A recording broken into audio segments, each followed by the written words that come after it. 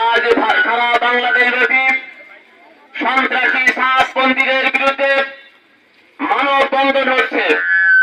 এই মানববন্ধন থেকে আমরা জানিয়ে দিতে চাই, বাংলাদেশের আলেম ওলামাদের জামাত তাবলীগ জামাত, এই জামাত রাজনৈতিক মুক্ত একটি জামাত, শুধুমাত্র আল্লাহর দ্বীনের দাওয়াত দিয়ে চলে। এক ধরনের সন্ত্রাসী যারা সাতপন্থীদের নেতৃত্ব দিচ্ছে, তারা এই নিরীহ তাবলীগ জামাতের উপর হামলা করে আমার কয়েকজন আলেম ওলামা ছাত্র ভাইদের শহীদ করেছে। আমরা এই শহীদদের বিচার চাই। শুধু তাই নয়, বাংলাদেশ সরকারের কাছে জানিয়ে দিতে চাই, অবিলম্বে এই সন্ত্রাসীদের গ্রেফতার করে দৃষ্টান্তমূলক শাস্তি